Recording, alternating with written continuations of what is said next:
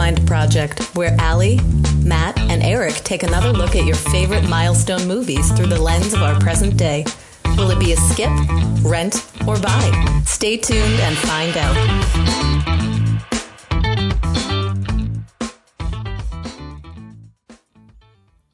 Well, hello, everybody, and welcome back to the Rewind Project. We are turning our rewind meter back 50 years and are about to start Season 5's golden anniversary season. I'm Eric.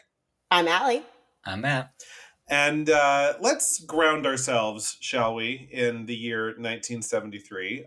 Neither of you existed yet, but I was 2 years old for most of 1973. Can't say I remember it a whole lot.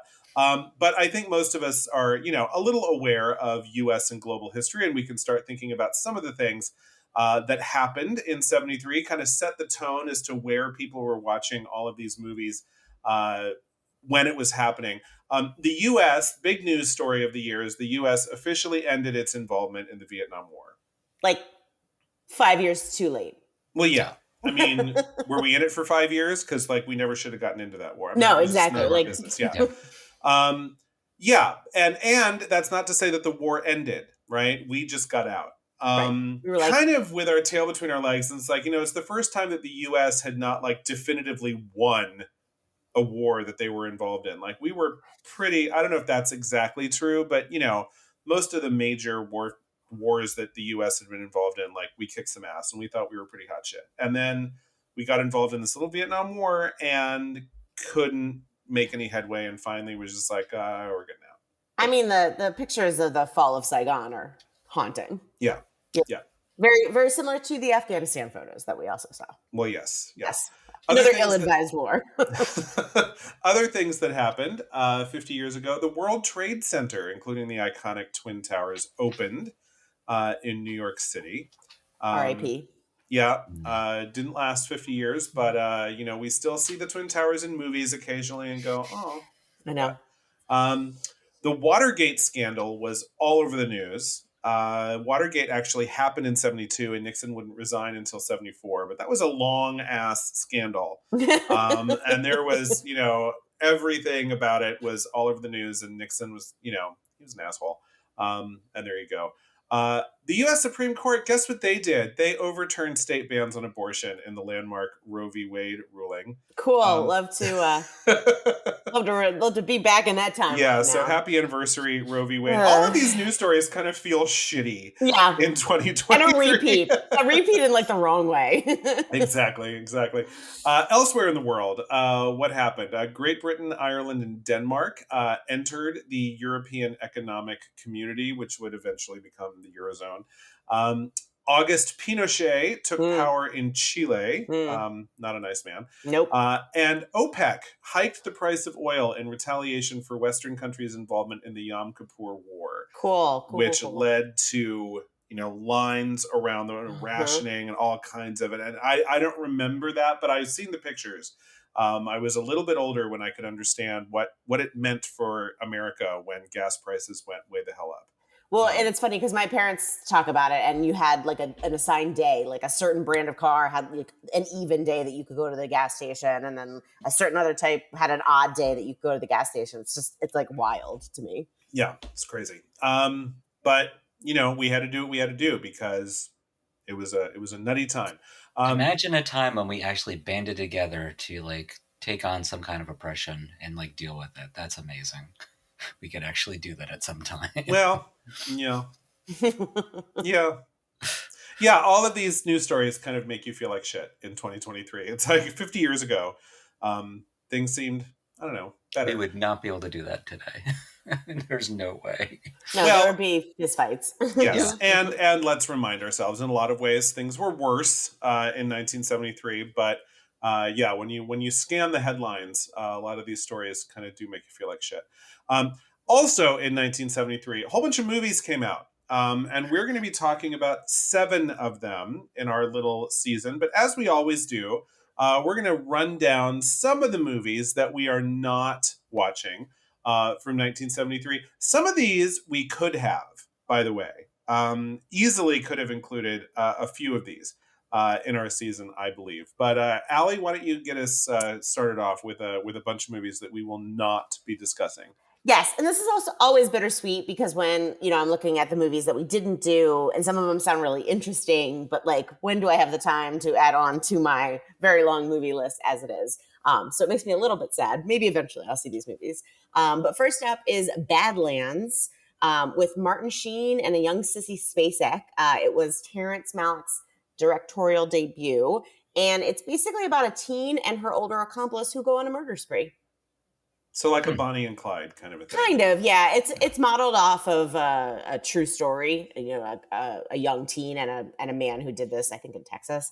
But yeah, that's Sissy Spacek is 15 years old, or playing 15 years old in this movie. So it's all sorts of weird. You know what? We could have talked about this one. I would have looked forward to seeing it, and I don't know if I ever will. I've heard of it. Don't know if it's worth seeing, but yeah. I mean, we won't find out in 2023 as well. No. Please, if any of you watch it, if you watch any of these movies that we're not watching, please let us know. Next up, as a movie I definitely would not be interested in, but it's The Last Detail with Jack Nicholson, a very young Randy Quaid, and Carol Kane, who I love. And it's about two career soldiers who escort an emotionally withdrawn recruit from a Virginia base to the Portsmouth Naval Prison in Maine. Okay.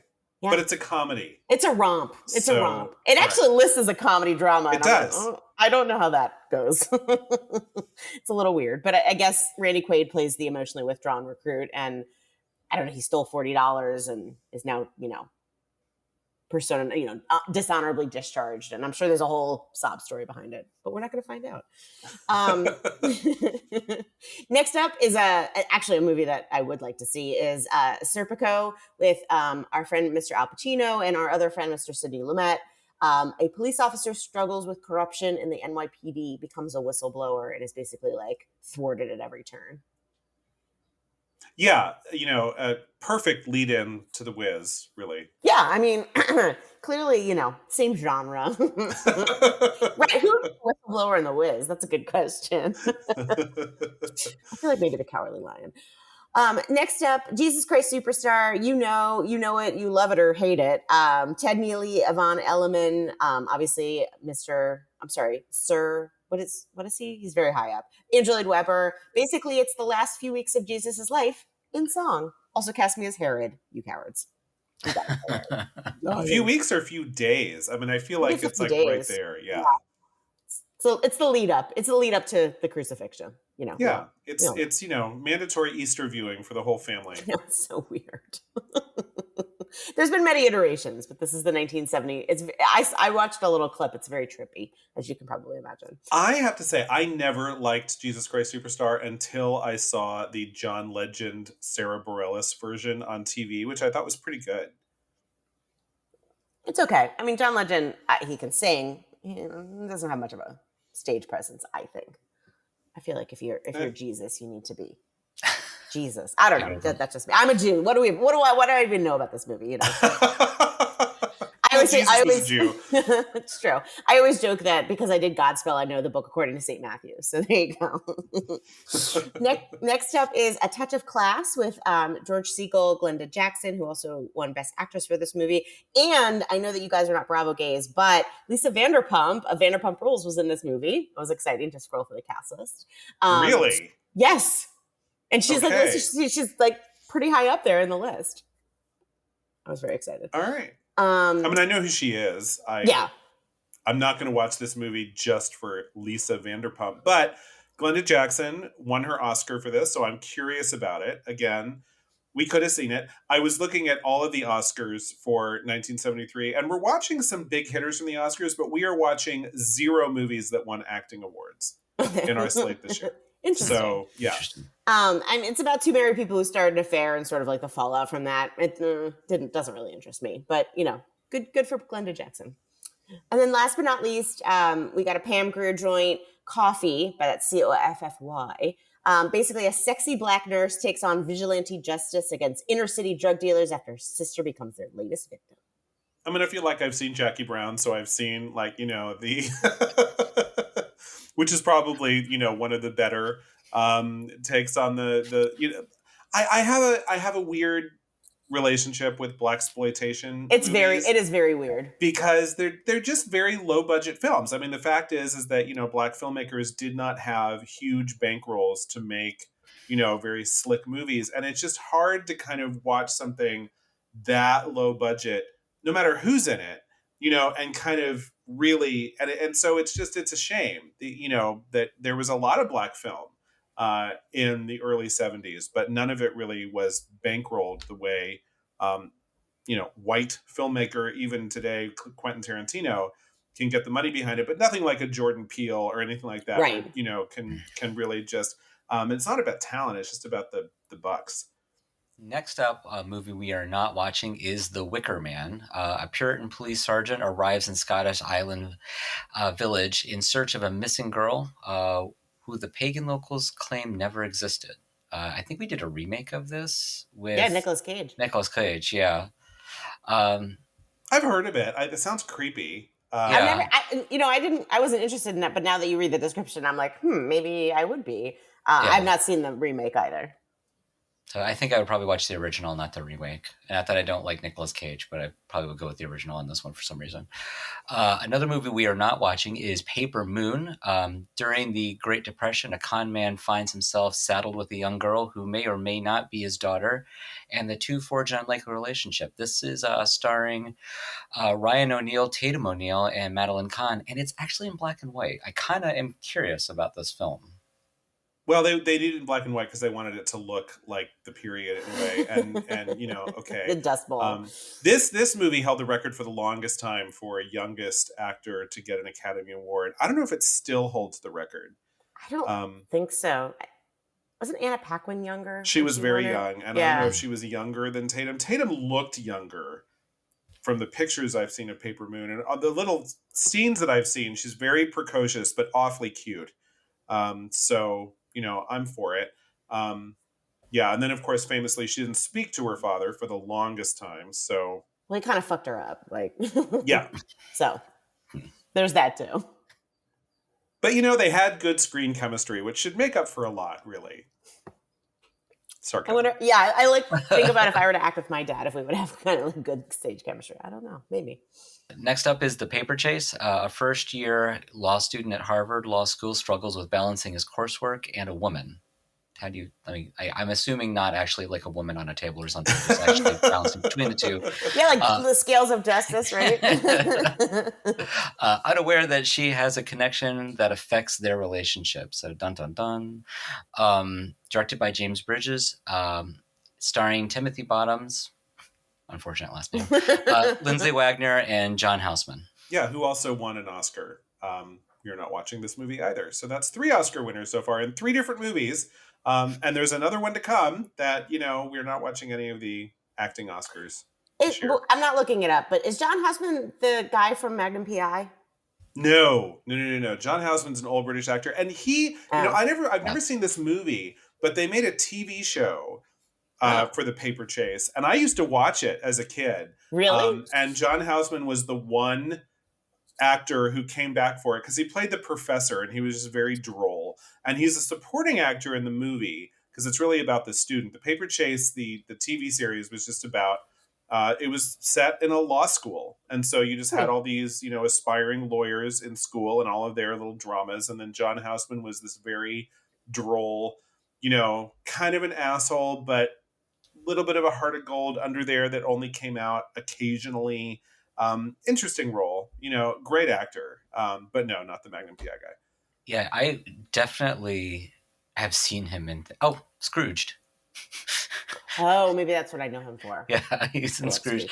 I mean, I think he's probably been a supporting actor in a lot of things. Yeah. He's popped up a lot. You definitely, if you saw a photo of him, you definitely recognize him. Another movie we won't be watching is No Sex Please, We're British. Ugh. So I just don't even like that title. So a mistaken address causes a newlywed couple's apartment to fill up with mail-order Swiss porn. Right before a visit by the wife's father, a bank president who happens to be the husband's new employer. So it's based on a Broadway play. Yeah, it's a British farce. Yeah, it's a 5-door farce where, everyone gets... And, I did community theater for the longest time, and they love these five-door farces I because love a they Noises sell. Off, though. I love Noises Off. Noises Off is brilliant. My other favorite in that genre is Lend Me a Tenor. Just because Lend Me a Tenor actually has character development in the midst of being a five-door farce. Although nobody can do it anymore because one of the things about Lend Me a Tenor that makes All the Mistaken Identity work is heavy use of blackface. Oh. Yikes. Because these are two white people who are playing Otello in the opera, and that's what you did. Another movie we won't be watching is Fantastic Planet. So this is a French film. It's actually animated. Think more like the animations you see in Monty Python's Flying Circus. It's all kind of pencil sketch kind of thing. I feel like you might want to take a shroom before you watch this. I'm probably going to go back and watch it because it looks kind of crazy bonkers.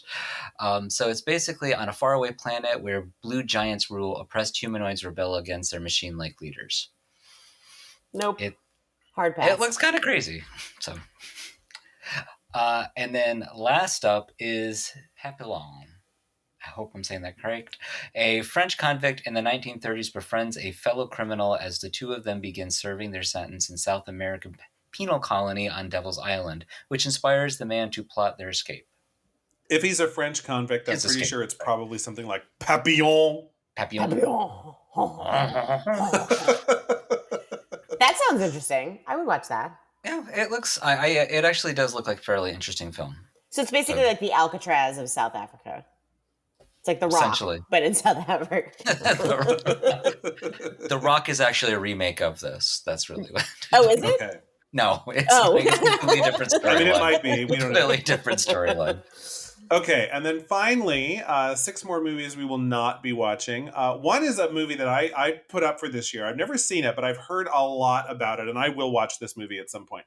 It's called Don't Look Now. It's kind of a scary thriller more than a horror movie. Donald Sutherland, who I love, and Julie Christie play husband and wife. And the only thing I know about it is it begins, they deal with the death of a child, and then it goes from there. But I don't know a thing about it, and I don't think I want to. I think I just want to fire it up one day and just kind of see what it is, because I have no idea. But I've heard it's great. Save the Tiger, which won Jack Lemmon an Academy Award. And it's like one of those things like, he's a veteran of the armed forces who's trying to launch a fashion brand. And I'm like, okay. I mean, it just, I don't know, in 2023, like the idea of a straight guy, like being, this dream of being a fashion designer, it just seems, it's fine. Anyway, he won the Oscar, so good for him. A Delicate Balance, which is an adaptation of the Albee play, starring Katharine Hepburn and Paul Scofield. Not my favorite play. I don't know if anyone's ever seen it. No, I don't know much about it. It's bizarre. It kind of famously won him the Pulitzer when Virginia Woolf didn't, which is odd. But, Edward Albee is a Pulitzer Prize winning playwright, and you probably think that has to do with Who's Afraid of Virginia Woolf, and you would be wrong. So just something to know for trivia night. Richard Roundtree in Shaft in Africa. Oof. Yeah, he goes to Africa to break up a human trafficking, i.e. slavery, conspiracy. Looked at the IMDb page and the poster. The little tagline on the poster said something to the effect of "Shaft is ramming it in all the way." All right, subtlety. I love it. Hard pass. And then Disney came out with their animated Robin Hood, which I've actually never seen. It's fabulous. And Robin Hood it's such a good movie. It's oh my God, it's like one of my favorite Disneys. Okay, I might have to look that up too. I've got Disney Plus. It's probably on there. I'm sure. One day, just if I'm bored, and Disney cartoons are always short, and they're all like famously like foxes and bears and tigers and all kinds of Robin Hood is a creatures. fox, and he's hot. It's like a hot Robin Hood fox. It's very weird. If you were to look up Robin Hood memes, it's very weird to say that, but it's true. You will Okay. find you will think Robin Hood is kind of hot in a fox way. Our hotness correspondent has spoken. I've right. gone down the rabbit hole now.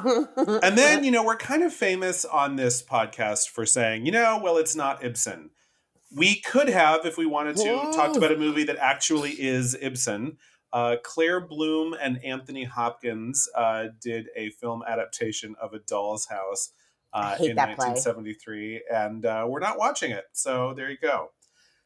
But we are watching 7, I think, interesting choices. So let's talk through what we will be watching in our 1973 slate. The first film that is up was actually chosen by Allie Jenkins. So Allie, what's the first one on the calendar? The first one on the calendar is The Day of the Jackal, which is about resentful military veterans hiring a professional assassin to kill President Charles de Gaulle. Okay. Like spycraft, assassin craft, some twists and turns. Cool. A lot of very pretty scenery. So excited. All right. Very French. Next up is American Graffiti. I've been wanting to watch this for a while. A group of teenagers in California's Central Valley spend one final night after their 1962 high school graduation, cruising the strip with their buddies before they pursue their various goals. Directed by George Lucas, starring a ton of people like Richard Dreyfuss, Ron Howard, Cindy Williams is in it, Bob Hopkins. Yeah, there's a bunch of people in this movie. So something I kind of feel like you should watch. It's it's one of George Lucas's first films. It's one that he's really known for. So I've never it's seen not that. actually Star Wars. I saw this movie when in the 70s, not when it came out, not when I was 2. But I saw it as a young person. I liked it. I don't know. I think we need to let go of this idea maybe that George Lucas is a good director. I think he came up with a good thing. I don't know that George Lucas is a good director. I would agree with you completely. He's not a good director. But if I had to say, what's the best thing George Lucas ever did, not having seen this movie in at least 30 years, I'm curious to go back to it and see if what I remember kind of holds up. The main thing I remember is that Suzanne Summers has a wordless cameo as the hot blonde in the next car. And that's but I remember it being fun and interesting and, very 60s and kind of reminded me of or 50s, 60s, kind of reminded me of Grease in a lot of ways. It's very period in that way. A bunch of high schoolers, back when times were simpler. Last time Matt tried to take us to a George Lucas nostalgia tour, it did not end well. Think of it this way: there's not really many more that we can watch, so we don't have to worry about it ever again. And after THX 1138, I think there's only one way to go, and that's up. Up. So. Oh. You might be eating those words. We don't know. Maybe. I hope it's better. Jesus. The next one on the list is a movie that I have not seen in, again, 30 years, but had to put it in because it's Robert Redford and Barbra Streisand in The Way We Were. I just feel like we couldn't, take a trip through 1973 and not stop in on this one. Of course, the song is ubiquitous, but there's actually a movie attached to it as well. Robert Redford's hot and Barbra Streisand's fabulous. So here we go. I've not seen that movie either. So looking forward to it? ? We'll see. Next up is Soylent Green, a dystopian murder and trial. Y'all know I love my dark dystopian times. With our friend Mr. Charlton Heston, my friend Mr. Charlton Heston. I remember watching part of this on TV when I was a kid. On a Saturday or something like that. I didn't get to see the whole thing. I just remember the end part of the movie. The big twist, yeah. The big twist. Which is the least best kept secret in the world. Everyone knows the spoiler of Soylent Green, I hope. If you don't, please watch it before we do our pod on it, because we are going to give away the big twist right away, because I've never even seen this movie and I know the big twist. Correct. Next up is going to be Mean Streets, starring Robert De Niro, Harvey Keitel, and David Proval. directed by Martin Scorsese. So a small-time hood tries to keep the peace between his friend Johnny and Johnny's creditors. It's a funny logline. But I'm always down to watch a Scorsese film. Yeah, more often than not they hit. So early Robert De Niro, cool. Yep. I'm curious. I've never seen it, so I feel like it's missing from my viewing history. So after that, hard right turn to The Devil Went Down to Georgetown. In The Exorcist, young Linda Blair gets possessed by Satan himself. Ellen Burstyn plays the mom, got an Oscar nomination.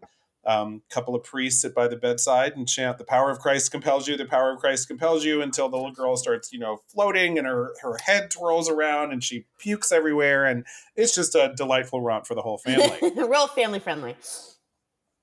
And then last but certainly not least is The Sting, Two Grifters and the Ultimate Con, featuring two hot men, Paul Newman and Robert Redford.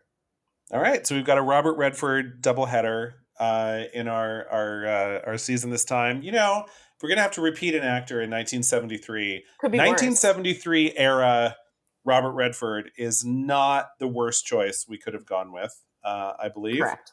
I agree.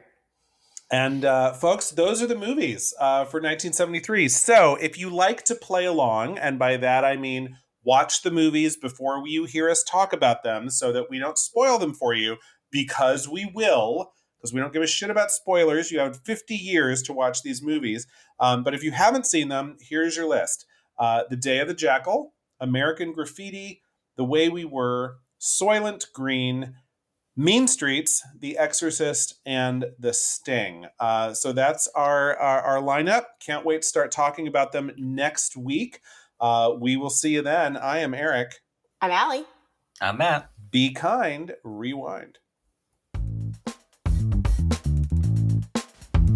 You've been listening to The Rewind Project. You can find us wherever you get your podcasts, including Apple Podcasts, Stitcher, Radio Public, and Google Play. Please subscribe and rate us. It helps a lot. We love your comments and questions. You can find us on Facebook, Twitter, and via our new phone number at 202-618-2402. Thanks for listening. Be kind.